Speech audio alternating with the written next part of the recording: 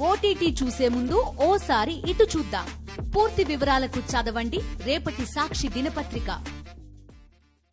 గోదావరి ప్రాజెక్టులకు వరద ఉధృతి పెరుగుతోంది. పరివాహక ప్రాంతంలో విస్తారంగా వర్షాలు కురవడం, ప్రధాన పాయతో పాటు ప్రాణహిత, ఇంద్రావతి, శబరి తదితర ఉపనదులు వరదెత్తడంతో గోదావరి మళ్లీ ఉగ్రరూపం దాల్చింది. భద్రాచలం వద్దకు గోదావరి వరద ఉధృతి దాదాపు 9 లక్షల క్యూసెక్కులకు చేరుతుండటంతో నీటి మట్టం 46 అడుగులకు చేరుకుంది. దీంతో భద్రాచలం వద్ద అధికారులు మొదటి ప్రమాద హెచ్చరిక జారీ చేశారు. ఇవాళ నీటి మట్టం 48 అడుగులకు చేరే అవకాశం ఉన్నట్టుగా తెలుస్తోంది. 48 అడుగులకు నీటి మట్టం చేరితే రెండో ప్రమాద హెచ్చరిక జారీ చేయనున్నారు.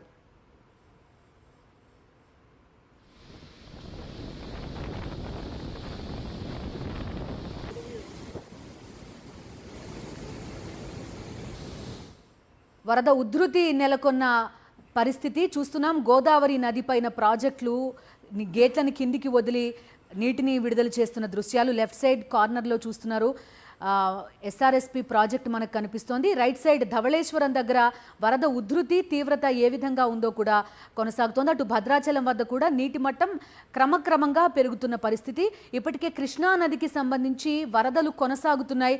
ఇప్పుడు గోదావరి వంతు వచ్చినట్టుగా కనిపిస్తోంది. గోదావరి పైన ఉన్న ప్రాజెక్టులన్నీ అటు మహారాష్ట్ర, కర్ణాటక మీదుగా ఇటు తెలంగాణ, ఆంధ్రప్రదేశ్ వరుసగా అన్ని ప్రాజెక్టులు కూడా నిండు కుండల్ని తలపిస్తున్నాయి. అక్కడి నుంచి నీటిని దిగువకు విడుదల చేస్తున్న దృశ్యాలు కూడా మనం చూస్తున్నాం. భద్రాచలం దగ్గర నీటి మట్టం మనకి రైట్ సైడ్ కార్నర్లో కనిపిస్తోంది. 43 అడుగులకి ఇంచుమించుగా మనకి నీటి మట్టం ప్రస్తుతం భద్రాచలం రైట్ సైడ్లో మనకి కనిపిస్తున్న దృశ్యాలు కూడా చూస్తున్నాం. 46 అడుగుల దగ్గర ఇక్కడ నీటి మట్టం ఉన్నట్టుగా తెలుస్తోంది. 48 అడుగులకి కనుక ఈ నీటి మట్టం చేరితే రెండో ప్రమాద హెచ్చరిక కూడా జారీ చేసే అవకాశం ఉన్నట్టుగా తెలుస్తోంది. ఇక పోలవరంలోకి ఎగువ నుంచి వచ్చిన వరదను వచ్చినట్టుగానే 48 గేట్ల ద్వారా దిగువకు అధికారులు వదిలేస్తున్నారు. దీంతో ధవళేశ్వరం బ్యారేజ్లోకి 7 లక్షలకు పైగా క్యూసెక్కుల వరద నీరు వచ్చి చేరుతోంది. గోదావరి డెల్టాకు 1800 క్యూసెక్కుల నీటిని విడుదల చేస్తున్న అధికారులు మిగులుగా ఉన్న 7 లక్షల క్యూసెక్కులను సముద్రంలోకి వదిలేస్తున్నారు. ఇక ఎగువన తెలంగాణలో ప్రాజెక్టులలో కూడా గోదావరి పోటెత్తుతోంది. తెలంగాణ వరప్రదాయిని ఎస్ఆర్ఎస్పికి భారీ వరద చేరుతోంది. దీంతో 41 గేట్ల ద్వారా నీటిని దిగువకు వదులుతున్నారు. దీంతో ధవళేశ్వరం బ్యారేజ్కి వరద మరింత పెరగనున్నట్టుగా తెలుస్తోంది.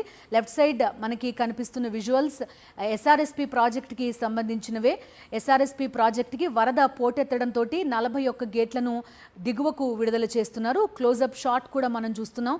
ఒక అందమైన దృశ్యం మనకి ఎస్ఆర్ఎస్పి దగ్గర కనిపిస్తోంది. కానీ ఈ వరద నీరు మొత్తం కిందికి వస్తున్న కొద్దీ కూడా మొత్తం ఆ పరివాహక ప్రాంతం మొత్తం కూడా నీటితోటి నిండిపోయే పరిస్థితి. ప్రధానంగా ఇటు పోలవరం ప్రాజెక్ట్ ముంపు ప్రాంతాలతో పాటు మరొక వైపు ధవళేశ్వరం చుట్టుపక్కల ప్రాంతాలు, ఇంకోవైపు గోదావరి లంక గ్రామాలు, వీటన్నింటికీ కూడా ఈ గోదావరి నది వరద పోటెత్తుతుంది. ఈ విజువల్ అయితే ఎస్ఆర్ఎస్పి ప్రాజెక్ట్ 41 గేట్లు ఎత్తి దిగువకు నీటిని విడుదల చేసిన దృశ్యాలు.